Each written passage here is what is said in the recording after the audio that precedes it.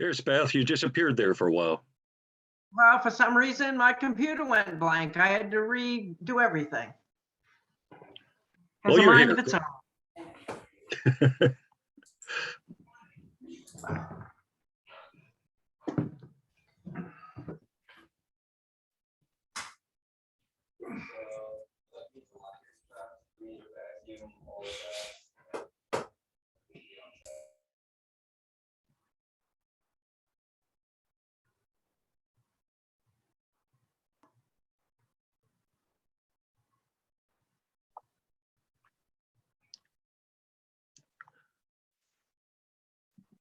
It looks like we have everybody. Get another minute.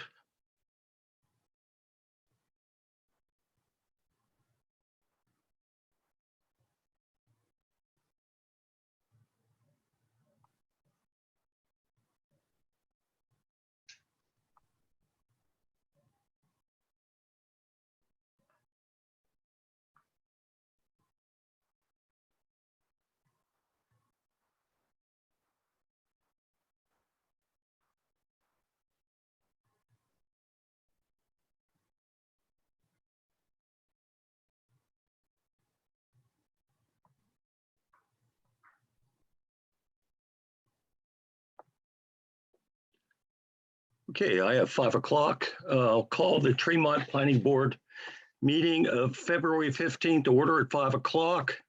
Roll call, Beth Gott, Here, Brett Witham, Here. Jeff Young. You're muted, Jeff. Here. All right. And myself, Mark Good, and we have Code Enforcement Officer John Larson and Town Manager Jesse Dunbar and members of the public. Lawson, as we discussed the last time, and he is asked to be excused for this meeting, so I'll take a motion to do that. So moved. Have a second? I'll second. second, Motion is second on the table to excuse Lawson Wilson. Call for a vote. Beth, yes, Brett, Yes. Jeff, Yes. myself, yes. Okay, once again, we're going to continue reviewing the land use ordinance for campground standards as well as a site plan review. Jesse was nice enough, kind enough to put what we've discussed so far into the ordinance itself so we can take a look at it, and maybe we can go through that quickly first. I saw a couple things, and it all starts, I believe, on page 25 is what I have. And from what I saw on page 25, it's all basically what we discussed.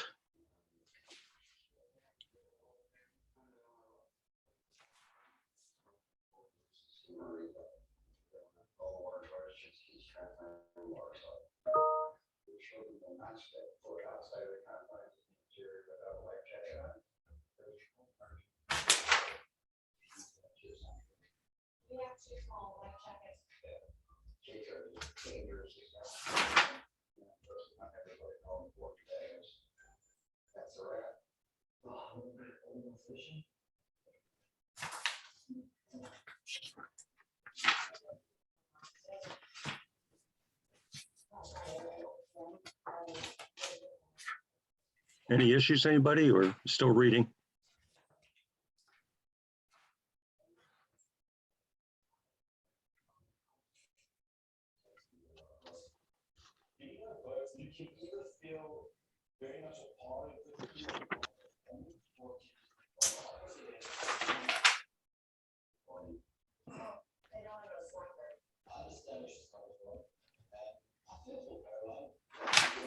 Nope, I was looking for smokeless fire pits. I just saw that. It was hiding from me for a minute and I think. That's on page 26, right? Yeah, I see it. So I'm seeing everything at least I recall that we talked about. Okay, well, if we're on page 26, I did have a couple things. And they're mainly under 9, a facility manager must be, I believe that should be. So strike but and put must. Jesse number 10, I believe you left that in there because of that we do have a campground that already has RVs, and this would apply to them, correct? Yes. Okay. And going up to the smokeless fire pit thing, back there to 7, I got a call from the fire chief today. He was concerned about being able to enforce this. And I explained that I thought the enforcement issue would come from the code enforcement officer. But in looking at it again later, I see that we did leave in there the construction of which must be approved by the Tremont fire chief. Is that something, since we're using smokeless fire pits, is there a need for him to approve them? Does that need to be striked? Thoughts? Struck, I mean.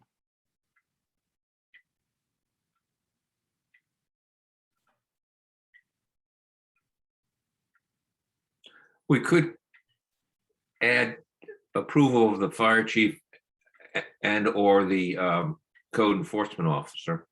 Yeah, you could do both. Or, Yeah. Yeah, it makes sense to me. Jesse, you think that's good? I left it in there because you had talked at the meeting about whether or not somebody somehow constructed a smokeless fire pit versus buying the common brand that we all know of. So I figured it'd be safe if one was constructed that the fire chief was able to say it was a safe fire pit.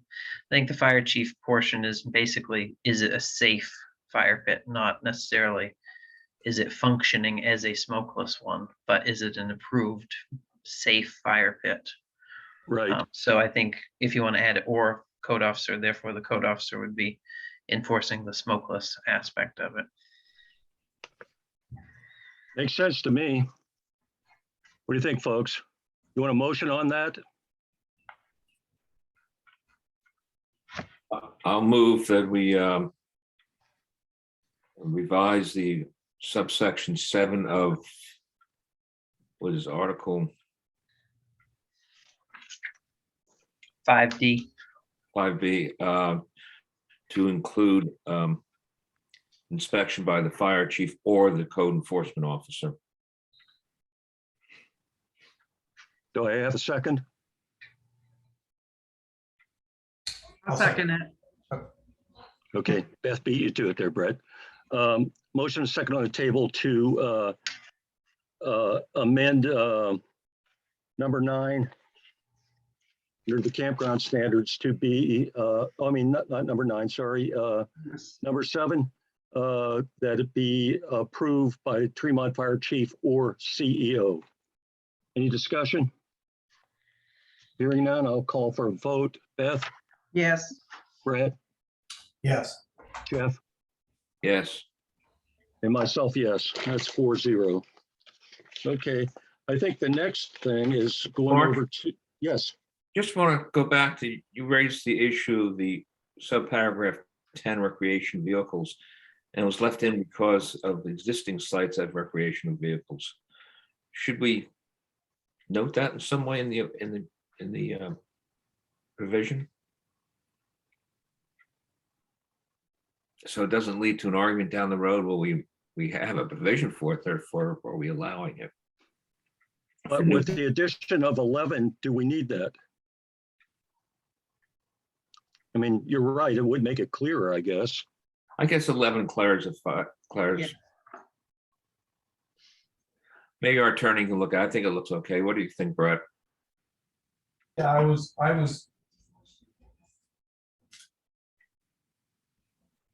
go along with what you were suggesting,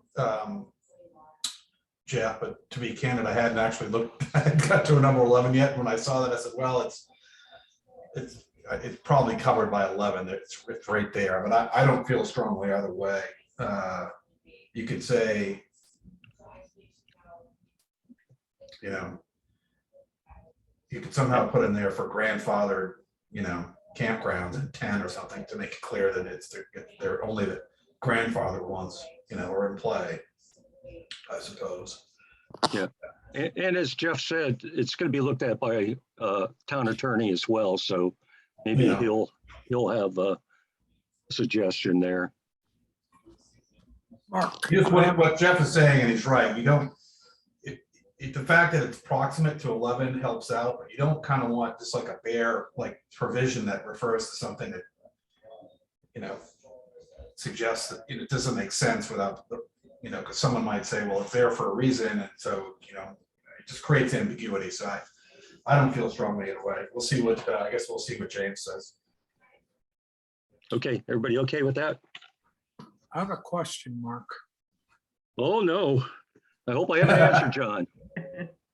So it says recreational vehicles are not permitted in any recreational lodging facilities approved after May 9th. So if we have like Bass Harbor Campground, they have RVs that are there every season. They're parked there all the time. Right. And I think that's what 10 is in there for.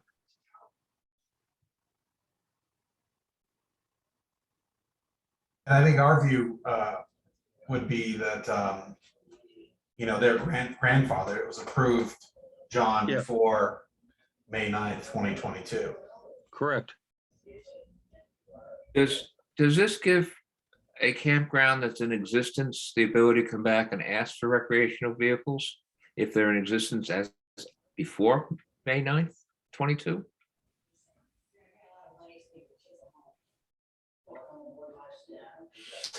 Well, my pay grade, Jeff.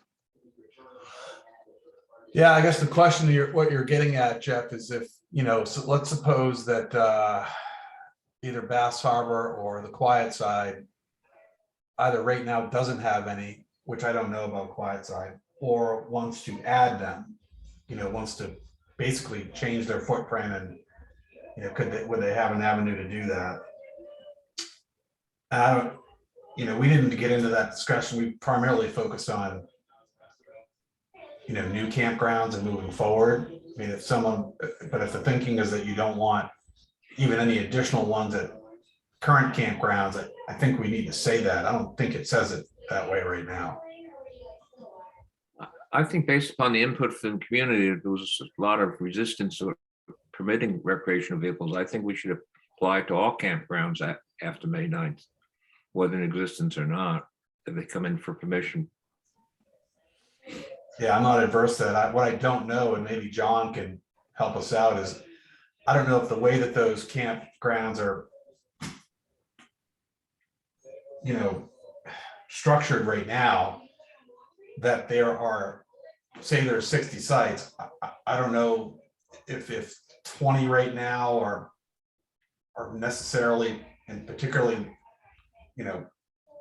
licensed or accommodated for RVs. And then there's some tents, and then so I don't know how I just don't know enough about how it's currently allocated at those sites to say that, okay, for example, what if we said, whatever RV pads you currently have, you can't get any more. You can't have any more. I don't know what that means, because I don't know how it's set up. If there's RV pads and they're specific, or someone could argue that right now something that's got a platform on it has the RV hookup, so they could take those off. I just don't know enough about what's there. But I know what you're saying, Jeff. I'm just trying to figure out what's the best way to do it, and if we can, based on what we know. Well, I think if this were to pass, those campgrounds would be non-conforming. And the expansion. Oh, yeah. Expansion of a non-conforming use is not allowed, except for residential uses.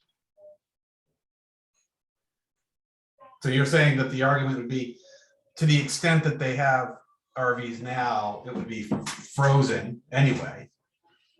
But then It's my understanding. Yeah, Reading the ordinance and talking to Jesse. I mean, the question becomes, that's an interesting one, because it's definitely a non-conforming use. And then I guess the question becomes, can you expand a non-conforming use, or maybe the answer is no. What happens if we take article subparagraph 11 and take out the word approved? Recreation, not permitted any recreation after May 11th, take out the word whether it's been approved after May 11th or not.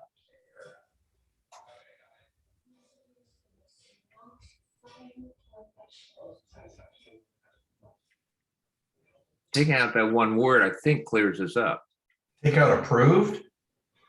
Yeah, but then does it mean that they're not allowed at Bass Harbor Woods at all? Right, I mean, that means, suppose they have an RV pad right there that, you know, is one of the ones that's not there year round, but they typically have people that come in, you know, for a week at a time or whatever. I think if you took away approved, they couldn't do that anymore. Well, we go back to Mark's point, which apparently discussed with Jesse, does not make those pads non-conform, grandfathered in existence at the time we passed this.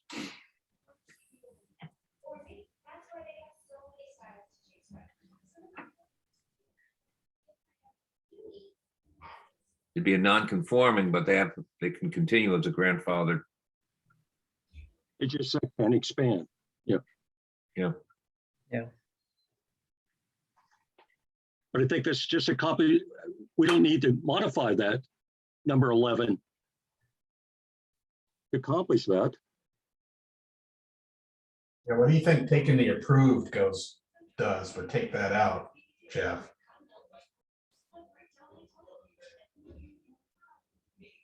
Where do we stand with Acadia Wilderness? Was it part of their condition to be no RVs, or do we? Yes, yes. So we know they don't have any, but would they be able to come ask for one since they were approved before May 9th?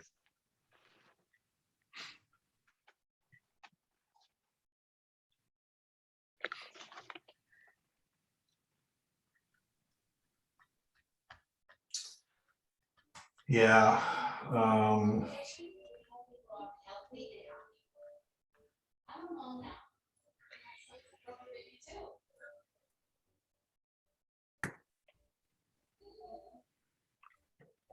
Yeah, we're not really, you're right. I mean, we've got to do this a different way.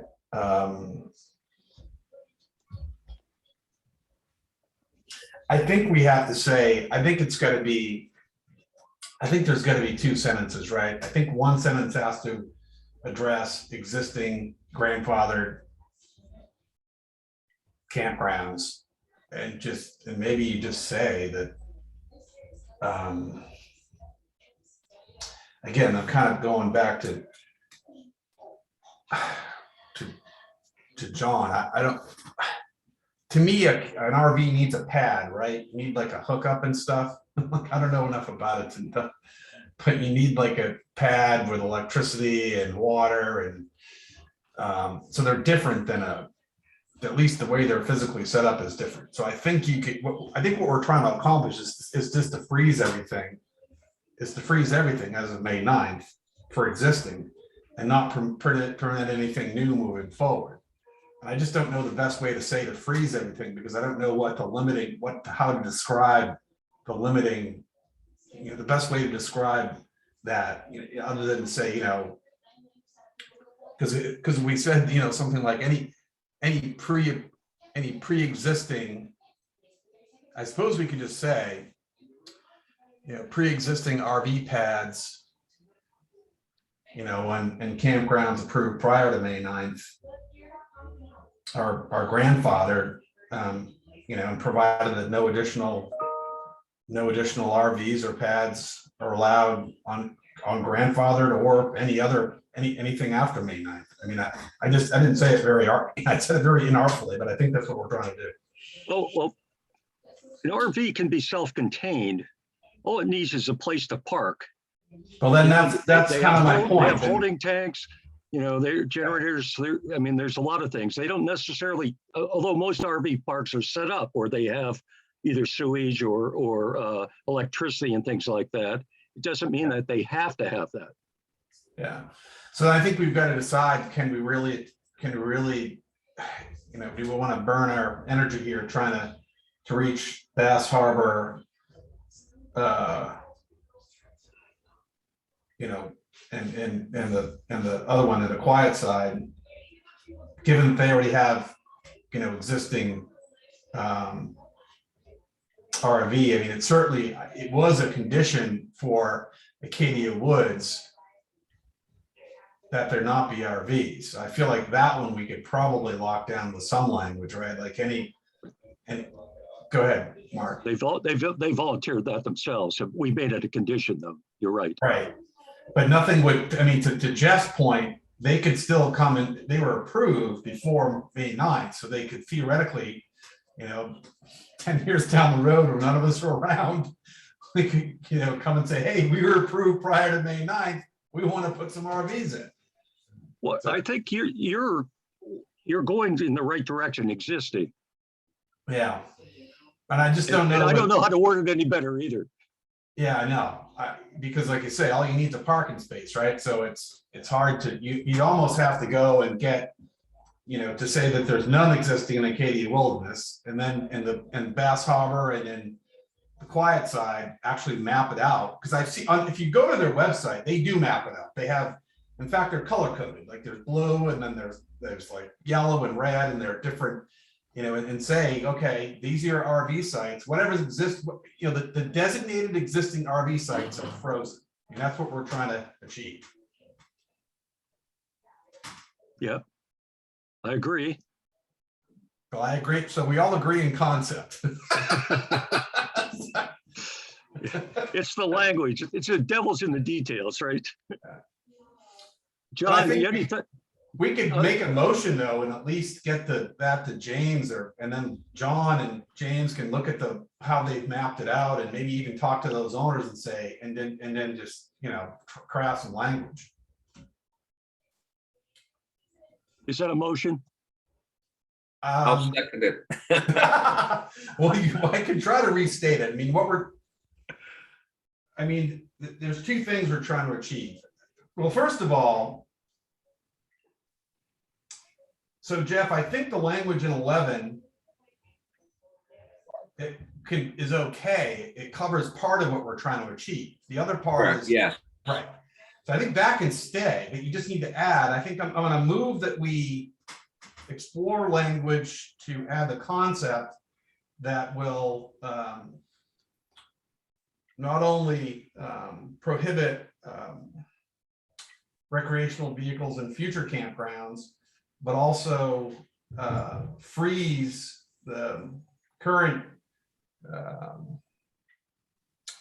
recreational vehicles in existing campgrounds to the current capacity.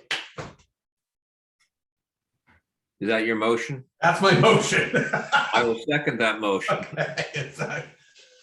Motion is second on the table. Brett, can you actually repeat that?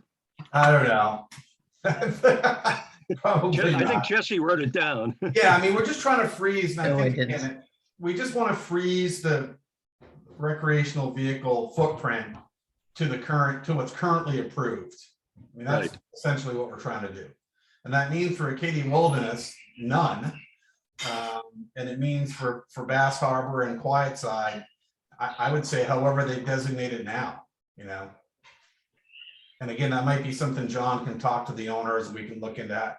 We don't want to take anything away, but I mean, what I could see happening is, given what we've done there, you could see, the other owners, which converting everything to RV, So. I don't think they can do that because of the non-conforming issue, but possibly. Anyway, Well, we have a motion and second on the table to essentially allow all existing campgrounds to have their RV sites. Is that basically the motion, Brett? Yeah. Okay. limited to the current RV sites. Yep. Limited to the current RV sites. Okay. Any discussion? Hearing none, I'll call for a vote. Beth, Yes, Brett, Yes. Jeff, Yes. myself, yes. Okay. I think the next thing is back in the definitions. We've got a few things. I didn't see any, yeah, Well, Mark, one other thing, an email was sent to us by one of our residents at the end of the meeting last week when we were all wanting to go home, although we're already home. Because it was getting late. We were discussing maximum capacity at campsites. well, we can bring that up right after we get through this. I'm hoping to get through this rather quickly. I don't think we have any major changes to make. I just want to review Okay. this. I didn't want that to drop away and be sure we at least covered. Yeah, my discussed it. recollection is we all made a motion to close the meeting, that nobody was cut off there. This Well, I'm not particular worried one- about who got cut off over. That's not the issue here. The issue is should finish that discussion. Camping unit, age 71. No, campgrounds first.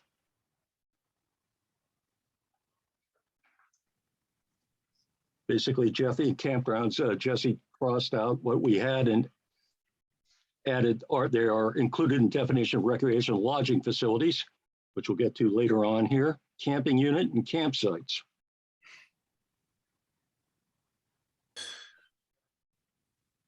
Are you in definitions now, Mark? Yeah, 71. That's what I found the next place that there were any changes made. Jesse, you can correct me if I'm wrong. age 71. Yes, There is a change on page 42 that you skipped over. see? 42.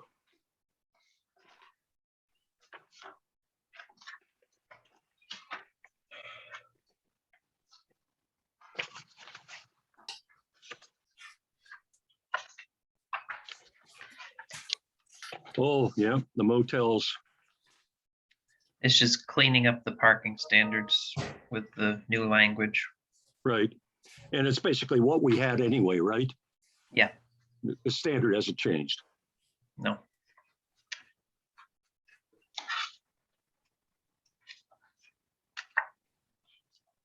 We okay there, folks? Yes. Now 71.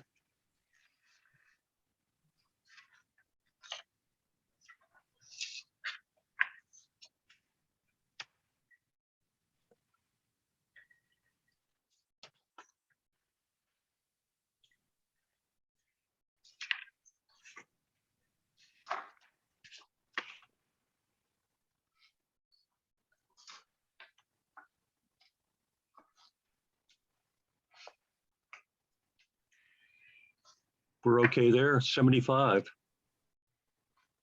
There's the hotel, motel, cabins and cottages, etc. It's been changed, There was one on And- 72. 72.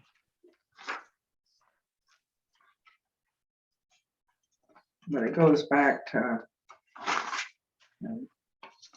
72. page 72, campsites. I have that on 71. Oh, I have okay.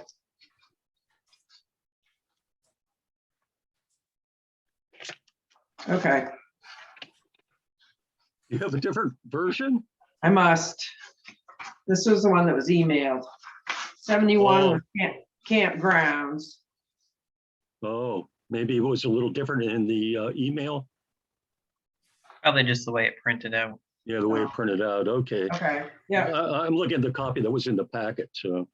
I didn't get my packet. Shame, Okay, shame, shame. I know.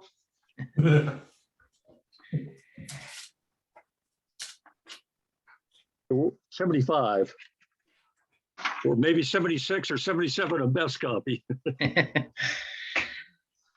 It would be the hotel, motel Yeah, got one it. and, and, 175. yeah, and individual private campsite.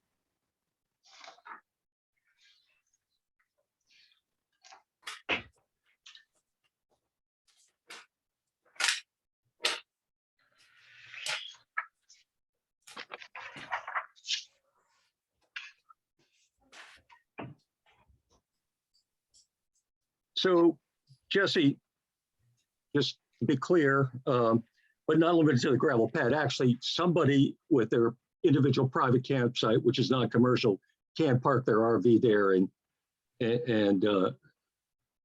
we're not limiting that. Correct. Yep.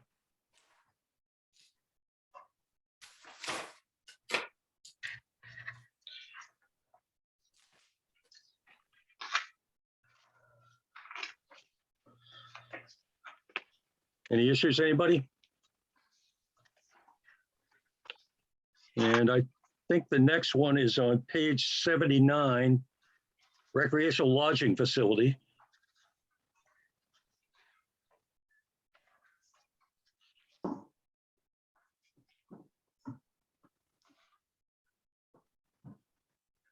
I'm looking at mine electronically. I just want to ask, does it, on your hard copies, recreational lodging facility in bold? It's in blue and red. So I guess yes. Okay, electronically it came out normal print. So did the hotel motel. It didn't stand out separate, just pointing it out, but I'm not sure it's electronically because of it. So I don't know how printed. I'll check it. Thank you.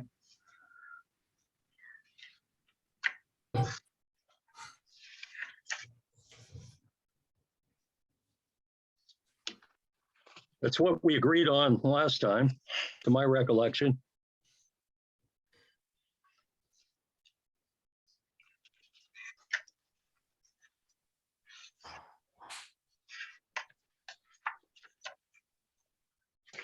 And I think that's it in the LUO, right, Jesse? Yeah, there was just the change on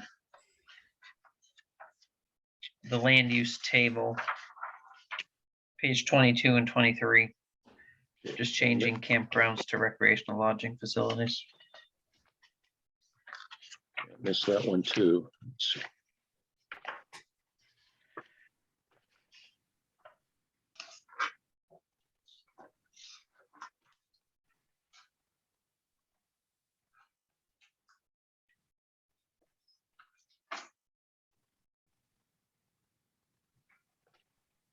What number is that here, or letter number? Page 22, Yeah, yeah. letter 23. Okay, thank you. Yep, I see. And there's an update in the table of contents on page 2. Okay. We okay there, folks? And the other changes are in page 15 of the site plan review ordinance, which have to do with parking. Strikes campgrounds out of transient accommodations or bed and breakfast, motels, hotels, and includes a number 3 recreational lodging facility, and it's 1 parking space for each camping unit, plus 1 for every 2 employees, which is basically what we've had anyway, or is what we had anyway, correct, Jesse? Yes.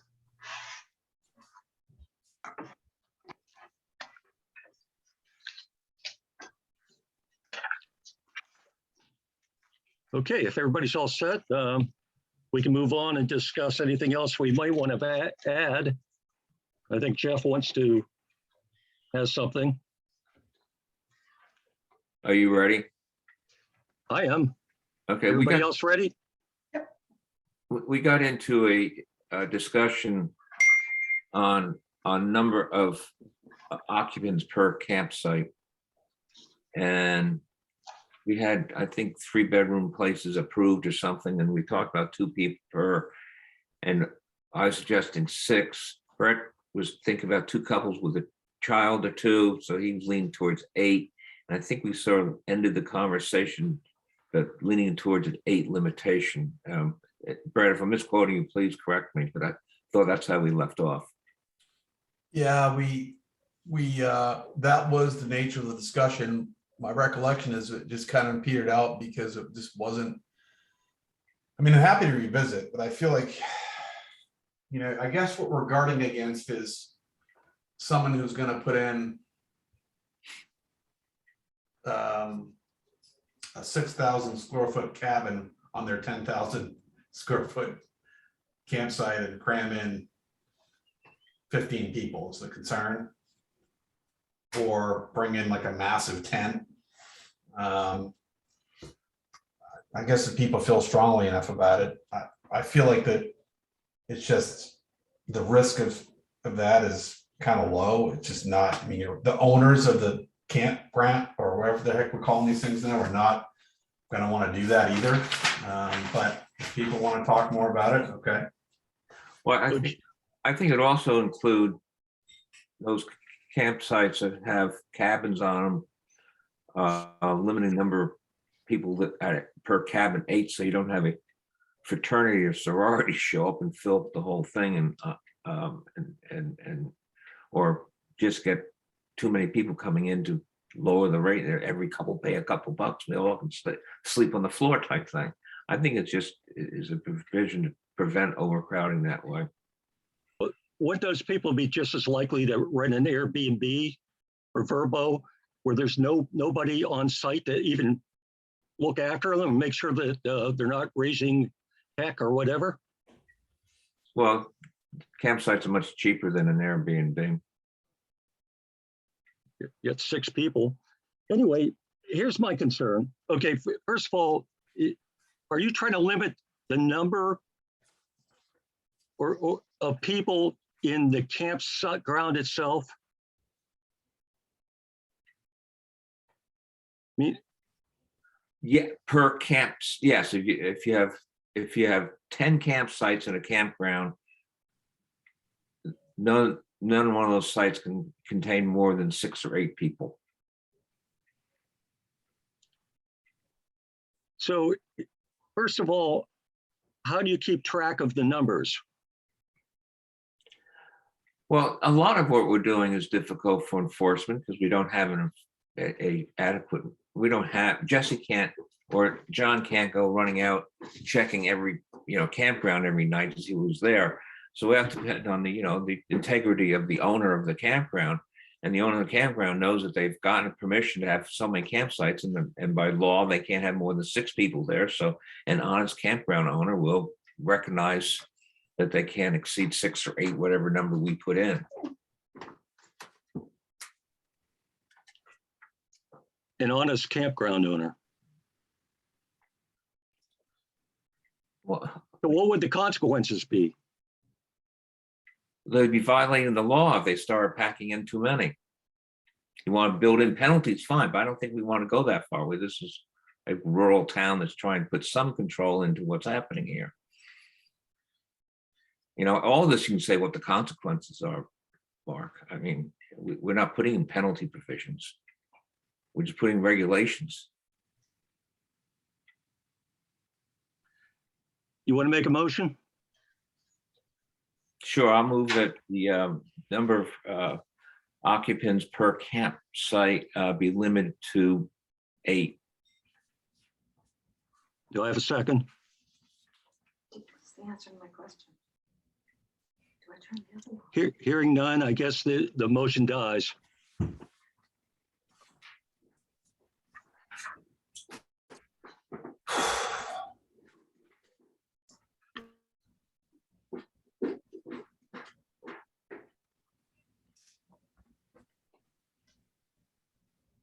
Any other suggestions?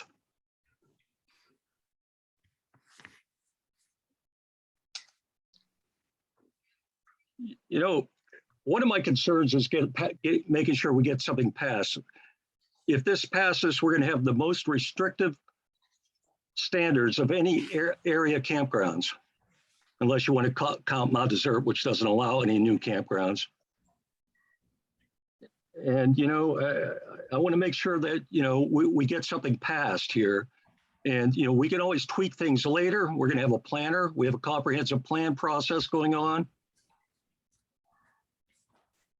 I don't want to get into too much more restrictions. I think we have more than enough.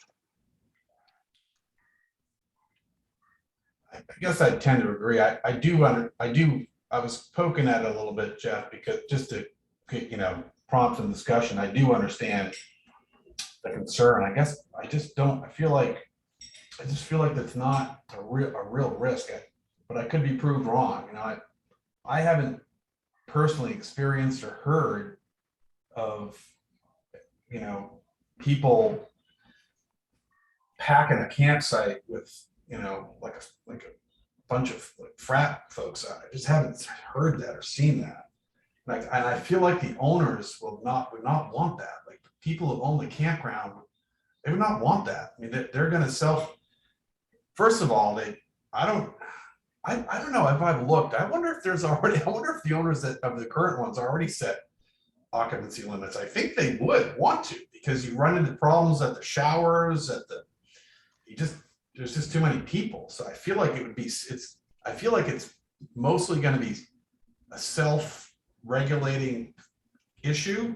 But if I'm happy to revisit it, you know, if we get this round passed and as part of the comprehensive plan, or if we see things, you know, if we start getting complaints and we could say, you know, look, that an owner has, you know, basically, you know, big parties with a ton of people at all the sites, I think we could probably tackle it in other ways. But if that was the way that we ultimately had to do it, I'm not adverse to it. I just feel like I'm not personally, I don't feel like I don't foresee it as being a big enough of a problem to deal with now.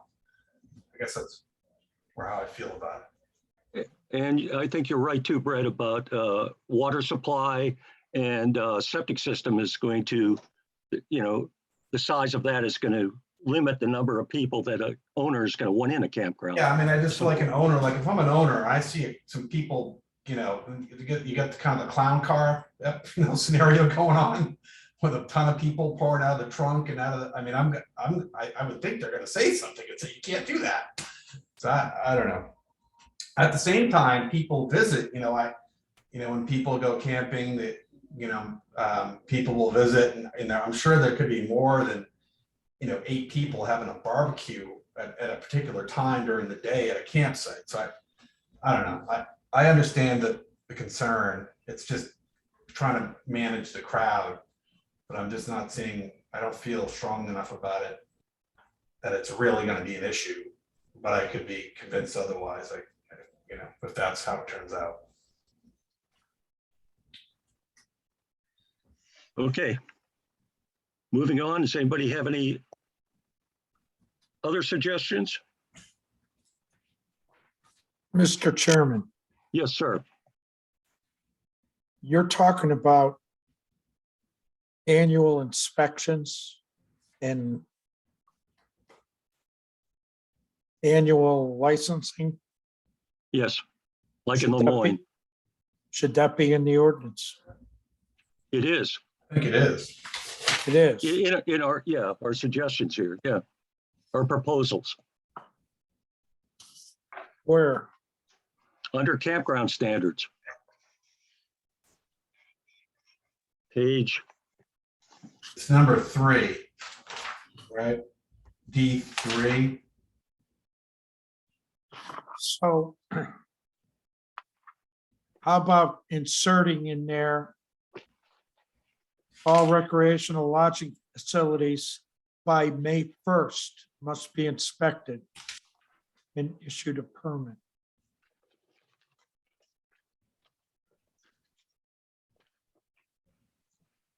okay, you're suggesting we put a date, a deadline on there. Yes. Just out of curiosity, why do you suggest that? Well, I could think- have, I could have someone applying in all different times of the year for a license. Okay, So I'm just saying that May 1st, it seems to me to be a logical start date for camping. I have no objection to that, and certainly would help your job, right? That's the reasoning behind it. What do you think, gang? I think there's a lot of logic to that. Makes it administratively cleaner to handle by the town offices, and it makes it easier for campgrounds to know when they have to get their filings and their approval for the upcoming season. It also might give them a chance to get something that's wrong fixed before their crowd comes. That's a Good point too. good point as well. Jeff, you want to make a motion to that effect?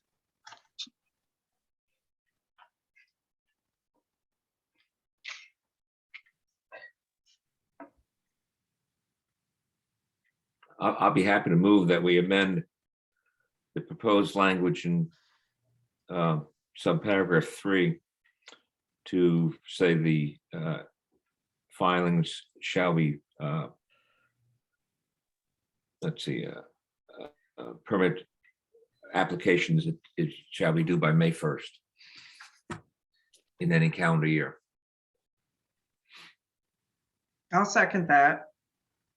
Okay, motion and second on the table to amend all recreational lodging facilities must be inspected annually and issued a permit by the code enforcement officer by May 1st of the calendar year.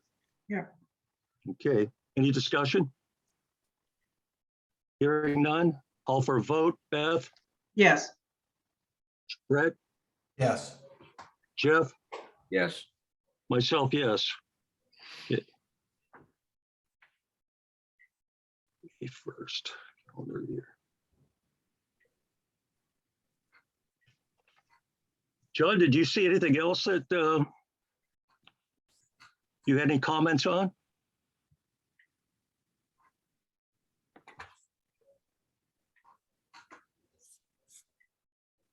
we lost him. I see him.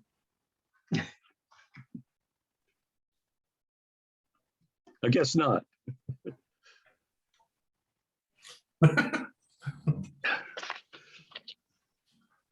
Anybody else or any other things here, people? Otherwise, we can wrap this up. A general question, we go to a public hearing with this next, correct? Yes.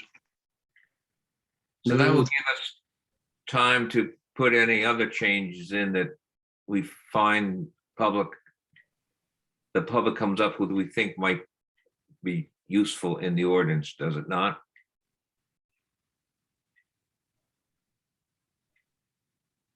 You I would- assume so. Yep. Yeah, right, you Jeff? would need to make that motion on the public hearing day on March 1st. So if somebody brings up something at the public hearing, you'd want to make a motion at that meeting to incorporate that change. Okay. And Jesse, it also goes through a public hearing with selectmen as well, correct? Yes, then there would be another one with the select board. You know, I was just kind of curious. I had also thought, at least when I read it, it made sense, the consolidated ownership or control language. Did anyone have thoughts about that, or? How about different LLCs? Isn't it easy to get around that legally? Well, affiliate, it says affiliated ownership or control.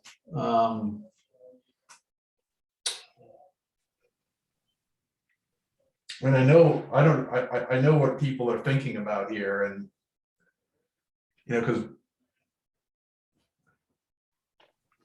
so I guess the thing you're thinking, Mark, was that it's too easy to subvert anyway, so.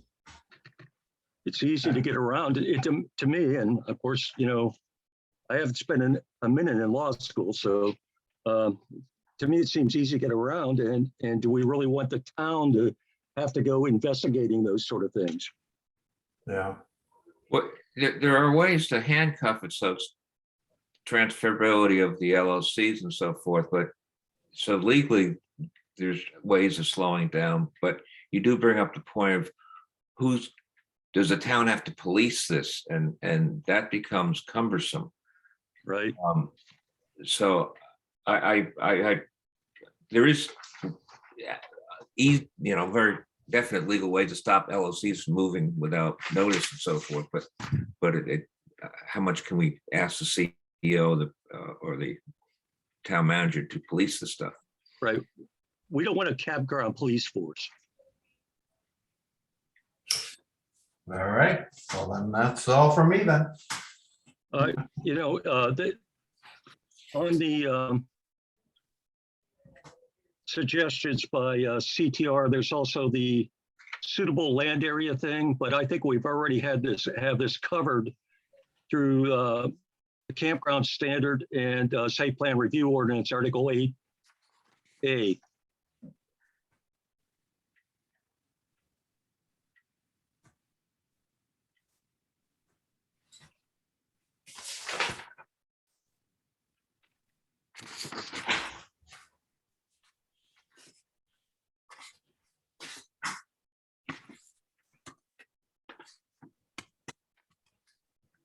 Yeah, I think you're right. I think most of it is, and to the extent it changes it, I'm reticent to do that without really understanding what the impact is so the land, and I mean, we live on a rock. So yeah. That I had crossed that one off as already covered through some of the other ways we've gone at this with the, minimum acreage, the land, the provision that's already there in combination with the other things we've talked about. That's Right. putting suitable, yeah. Yeah, if you bear with me, Article 8 of the site plan review ordinance, Article 8A, the plan for the utilization of the site, the plan for the development must reflect the natural capabilities of the site to support development. Structures, lots, and support facilities must be clustered in those portions of the site that have the most suitable conditions for development. Environmentally sensitive areas, including but not limited to wetlands, steep slopes, floodplains, significant wildlife habitats, fisheries, scenic areas, habitat for rare and endangered plants and animals, unique natural communities and natural areas, and sand and gravel aquifers must be maintained and preserved to the maximum extent. Natural drainage areas must also be preserved to the maximum extent. The development must include appropriate measures for protecting these resources, including but not limited to modification of the proposed design of the site, timing of construction, and limiting the extent of excavation. And if we start messing with that, we go beyond campgrounds too. Yeah.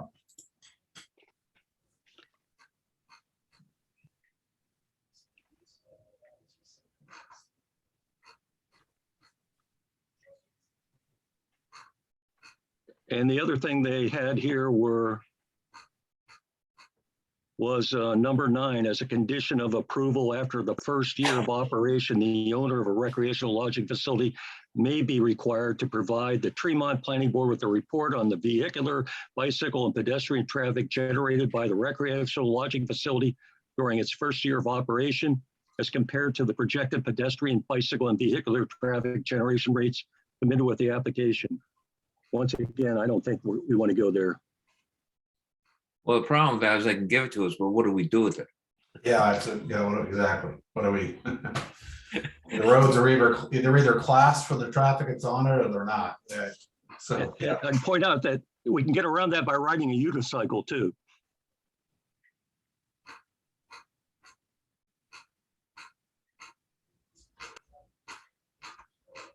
So, any other ideas? If not, we can call it a night early here. I think we move forward with, I think we've made good progress, I feel. And let's put it to the voters.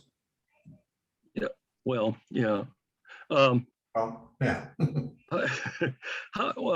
Jesse, do we need to do something about making sure that all the changes apply to any application received after May 9th?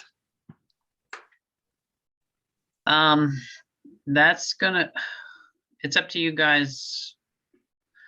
In general, any ordinance update only applies to that point forward, not retroactively.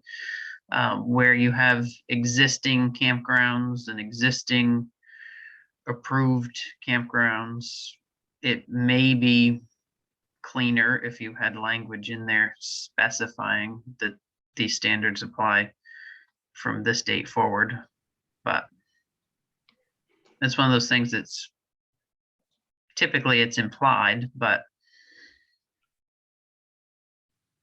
it makes, That's what I assumed, that it's basically a plot, implied, but maybe we should ask James about that and see if he suggested it should be added.